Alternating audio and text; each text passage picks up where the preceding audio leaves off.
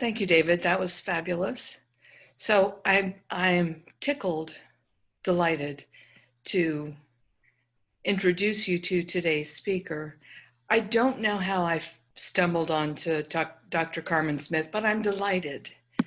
And so I'm going to tell you just about 15 seconds worth about her, and then you can learn more on her website. But Dr. Karmen is an author, a mental health therapist, a metaphysician, and a minister of compassion. She's a very cool lady. So, Dr. Karmen, over to you.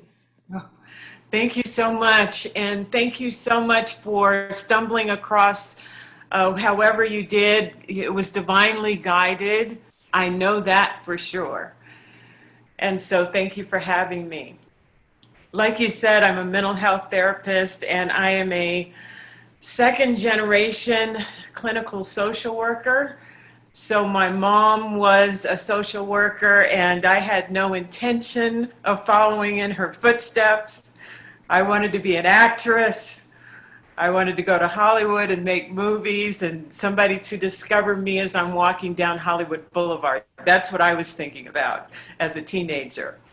But my mom would come home and she would deal with pregnant teens, schizophrenics, alcoholics, domestic violence. And she would come home with a beeper. So that was back in the old days. And if there was an emergency, her beeper would go off at 10 at night or 11 o'clock at night, and she would have to rush somewhere. And then she would come and tell us that she was leaving, my sister and I.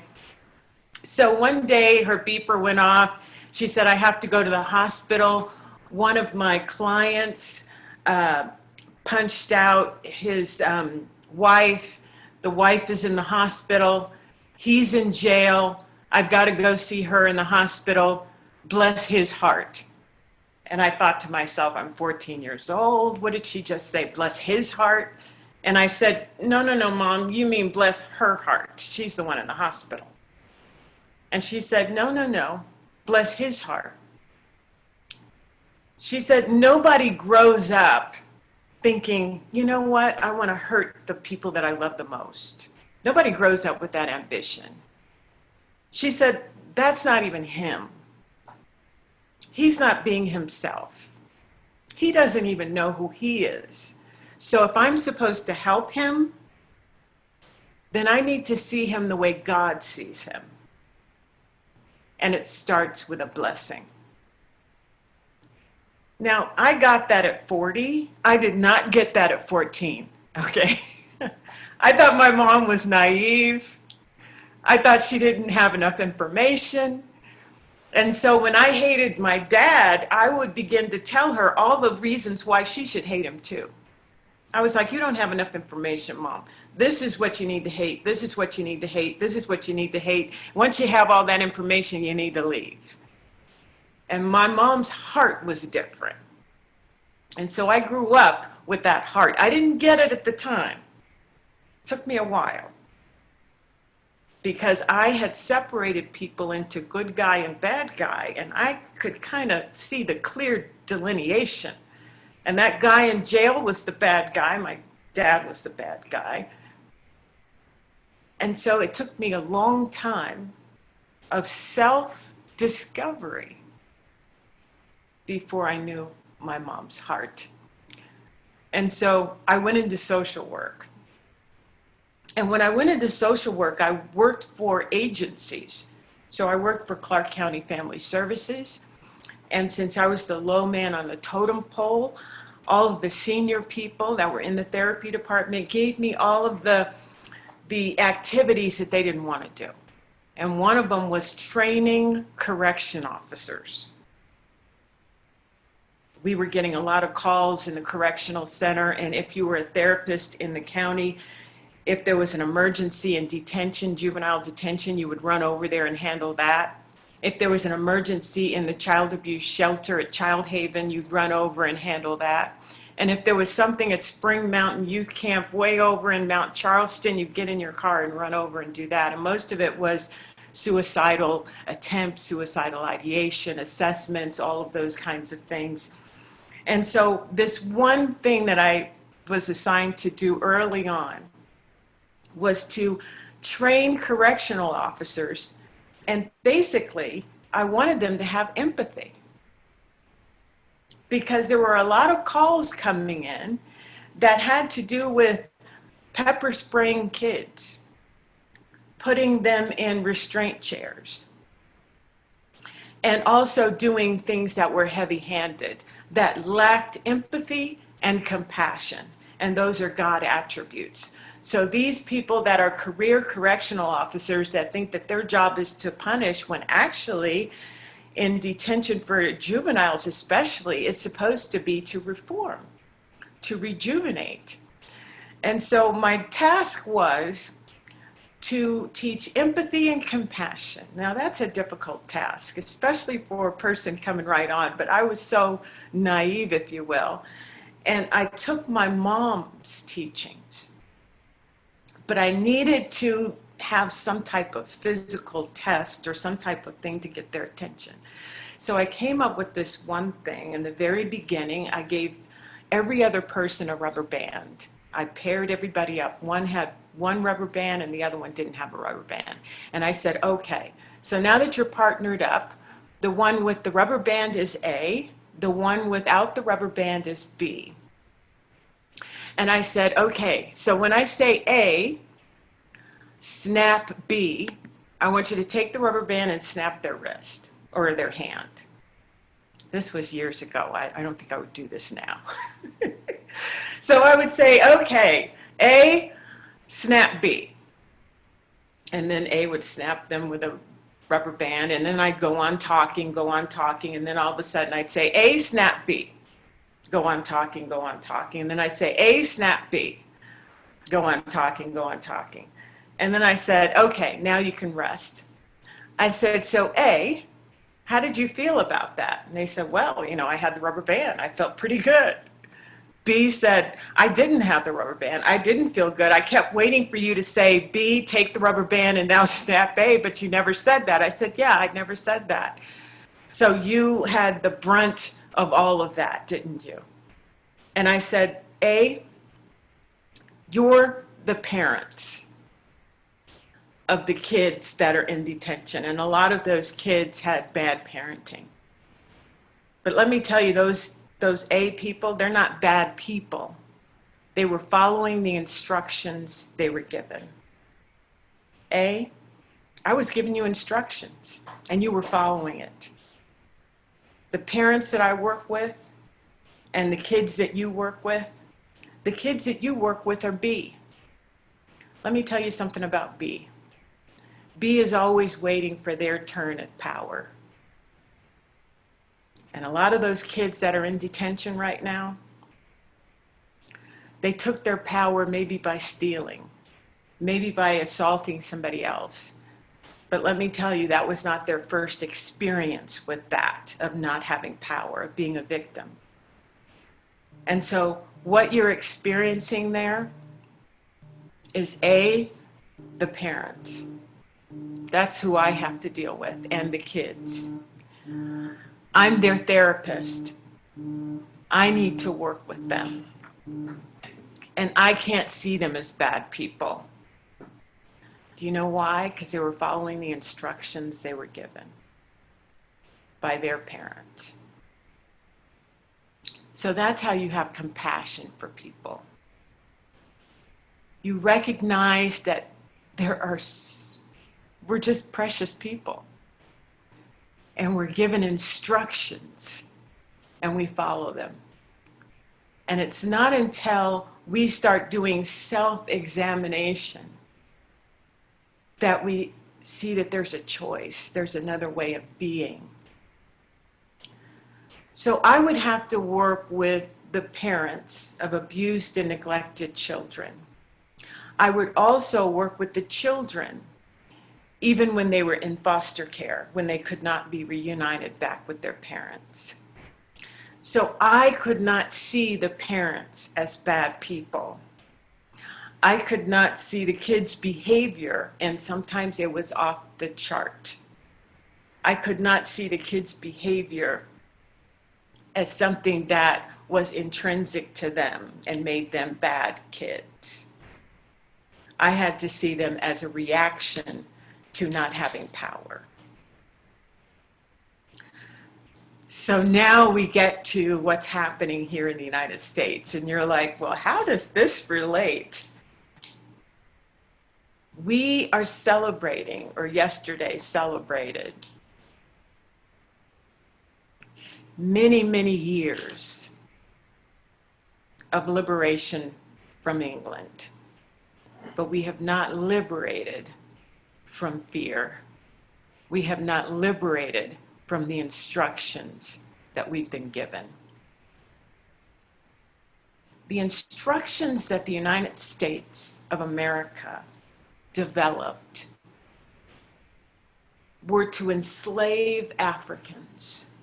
And in order to enslave a people, you have to pretty much portray them in a negative light, because that will justify what you do.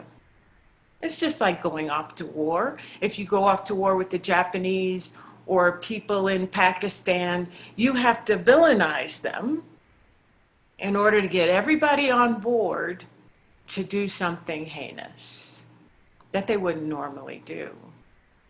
Those are instructions that you give somebody, whether it's the military or whatnot. And so this country has operated under instructions that say that Native Americans are horrible. They're corrupt. And why do you say that? To steal their land. You've got to justify it. So you've got to put some instructions in there.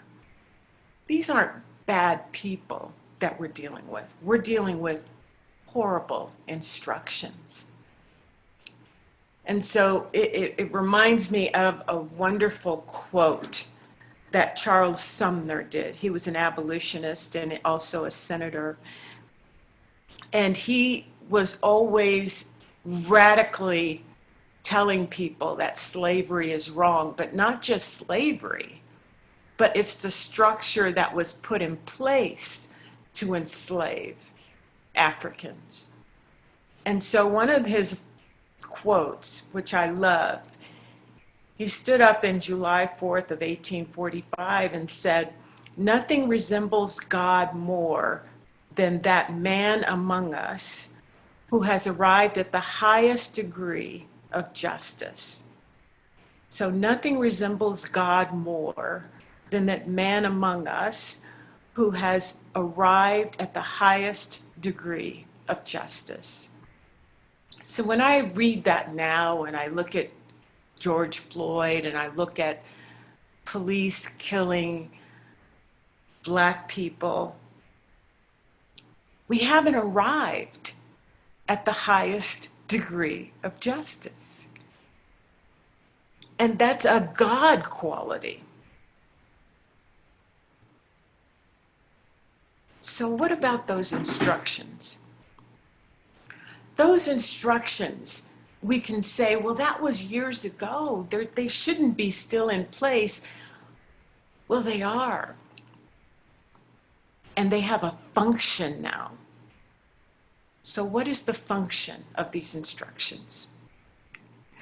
The function is, if I can get you to hate on somebody, let's say they have red hair, and I say all red-haired people are horrible, and then I go out and I see somebody with red hair and I can have a fight with that person and then put it on social media and then put it on the news about people with red hair.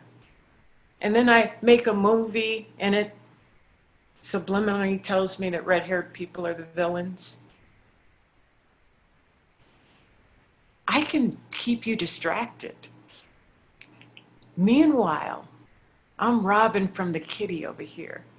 I'm taking away EPA rights over here.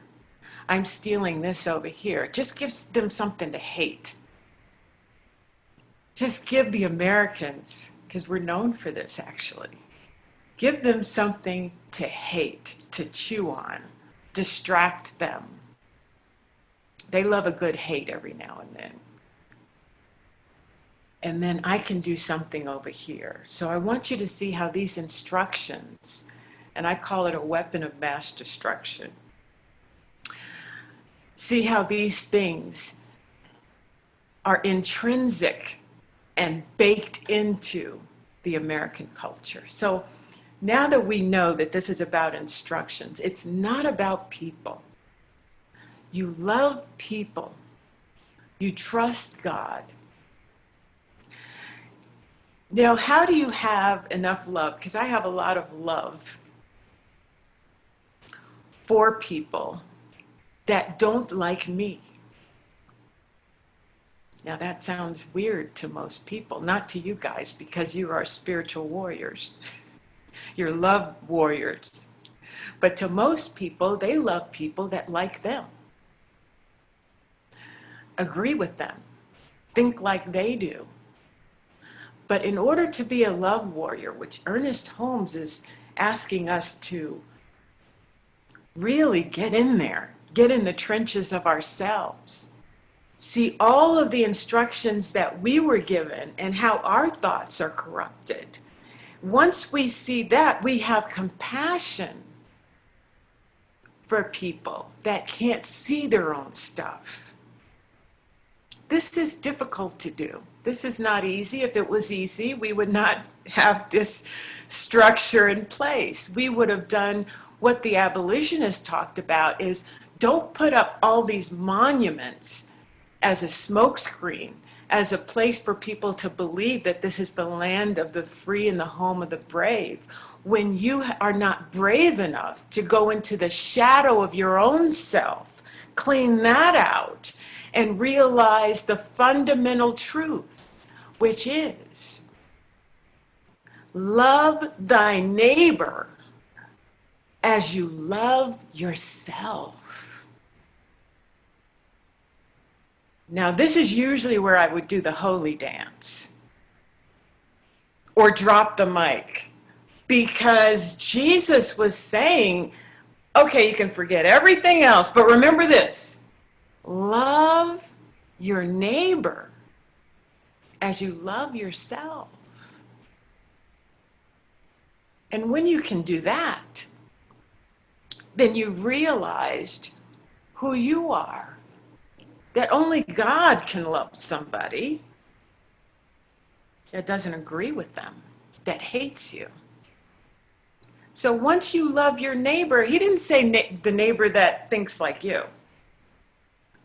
He said, love your neighbor.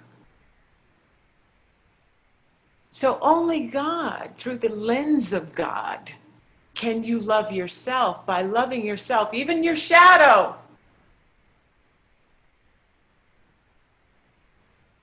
Can you look out of those lens, that lens, the God lens, and see that other person and say, oh, I know we don't agree, but you're just following the instructions you were given. I understand that. I get it. I've done the same thing. Yeah. My love for you is not based on that, on your instructions. My love for you is the truth of who you are. You are a God being, capable of destruction and creation. Now, what can we do with this love that we have? What does Ernest Holmes say? What does Jesus say? What do the sages say we can do with this love? We can transmute hate, and we can transmute fear with this love. That's what this country is saturated in right now, where there is not love. Now, this is another part where I would do the holy dance or drop the mic.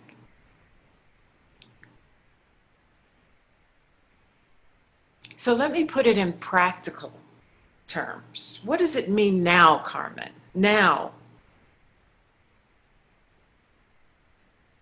I remember a couple of weeks ago, I was getting ready for bed. I was on my phone and I saw on YouTube that a Black man, 24 years old, was hung on a tree in Palmdale, California. And my heart exploded. I mean, I went to a place where I can't even describe to you, but I guess you would say that I lost it. So I'm a spiritual person. I love God. God is in me. I love people. But God said, it was almost like, bop, bop, bop, bop, bop. This is a backlash for Black Lives Matter, all of the protests. This is a punishment. This is a warning. This is a fear. This is an old playbook from the South, from not necessarily the South, but a lot of Black people ran to the North, refugees, because of all the violence that was happening in the South, and one of them was hanging and lynching. So I felt like I had just gone back and then forward, and I was just upheavaled. I was like, oh, wow. And I think the thing that really got me is that they didn't call it murder, they called it suicide. And as a mental health therapist that has been in this field for over 20 years, and I assessed suicide, I'm currently retired, but I assessed it for a living. I said that is a lie, and I think that is what got me the most. So I got in my car and I drove 4 hours to Palmdale because I wanted to go to the tree. And I was prayed up. I said, if anybody needs to go to the tree, God's people need to go to the tree. Right? Amen. So I went to the tree and I stepped foot on the area. It was underneath an American flag, which was symbolic. Somebody was following the instructions they were given and wanted to make a point. And I got that point, that this is America, who hasn't changed their instructions yet. And so I go there, there's a city hall, police station, fire station. It's in a square in the middle of town. And I stepped foot on that square because I'm very sensitive. I thought I would pick up on a lot of horrible feelings. And I talk about this before. I was stepping on holy ground. There were people all around holding vigil, different colors, different ages, older people like grandmothers on canes, veterans, people there putting balloons on the tree and candles and signs. And it was such a loving place where I thought love was going to be void. But come to think of it, after I thought about it, people were gathered there that were lovers. They were lovers, and they knew what that was. It was hate and it was fear. And there were people going there from LA and going there from Las Vegas to shine a light on something that is America's dark past and present. And so that's what love can do. The next day, I went back. I got a hotel room. I wanted to really be present. So the next day I went back, and there were 3 police officers that were across the street at the fire station, and they had their bulletproof vests on and their military garb. And I went over to them. It was about 11 o'clock in the morning, and I said, I kept my 6 feet distance. I had my mask on. I had my sunglasses on. And I said to them, I said, are you guys preparing for a protest? And they said, yeah, there's going to be a protest here at 2:30. And I said, oh, okay, because I didn't know. I was like, okay, so I'll wait until 2. And I stood there and I said, yeah, I drove all the way from Las Vegas. They said, oh, you drove from Las Vegas. It's a pause, and then the one officer that was speaking, he said, what do you feel about this? What do you think about this? Is what he said. And I felt something welling up because I didn't have any words. I started to do the ugly cry. So the ugly cry is where your whole face is involved. And I had my mask on, and God told me to take off my sunglasses.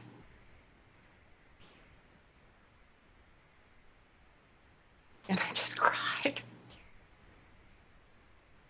I didn't have any words. I cried, and I did not fill that space with words. And I just let my cry be the vibration of love. Because most of the time, you don't have the words, but you have that love that says so many things at the same time. And then after a long pause, and I cried in front of them, he said, well, we're here if you need us. And I walked away. 2:30 came, and there was a beautiful crowd there. Mostly young Caucasian people. And the reason I say that is because they know that the instructions need to change. That this is not about you being a bad person and you being a bad person. It's just we've been given these set of instructions that are killing people, that are keeping people in their place, whatever they decide your place is. And it's not going to stand anymore. That's what love does. Love speaks truth to power. It needs to change. And it's structural. It's baked in. And we have to give up our hate and our fear. When the protest took place, there wasn't a cop around. There were no police cars. I didn't see any. We're walking down the street. No police cars, no bulletproof vests, and no military garb. Let me tell you the power of love. When I cried in front of those police officers, most people think I was crying for Robert Fuller.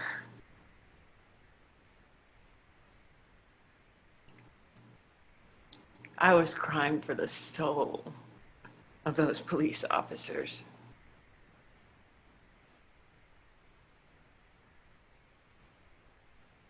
I was looking into their soul.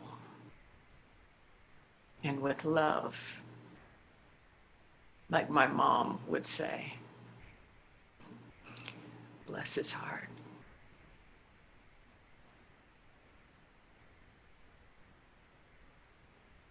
So that is our mandate as lovers. This is not me hating on somebody. Hate, as Martin Luther King said, does not take out hate.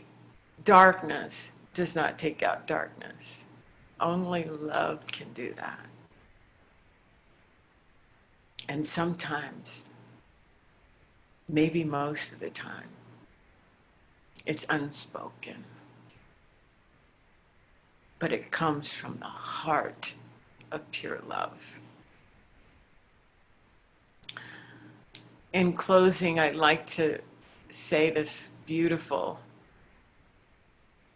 beautiful Bible verse that keeps coming back to me.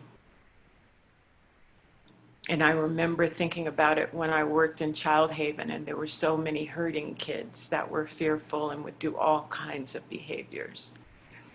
They'd call us over and wanted us to do counseling on somebody that was screaming or tearing up a room, and I would go in and I would just sit.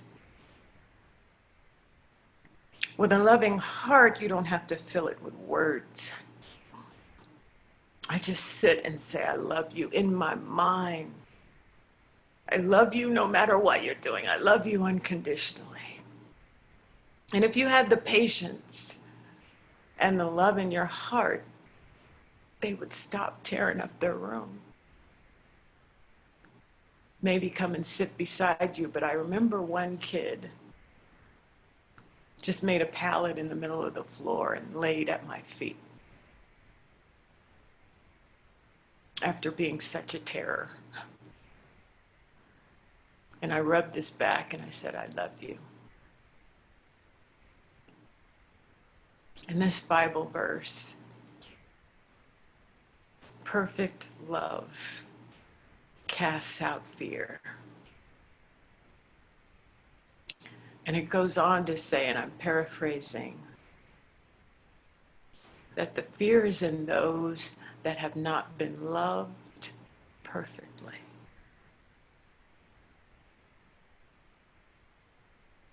They have not been loved perfectly. Agape, unconditional love. You don't have to love me in return for this and that. Unconditional love.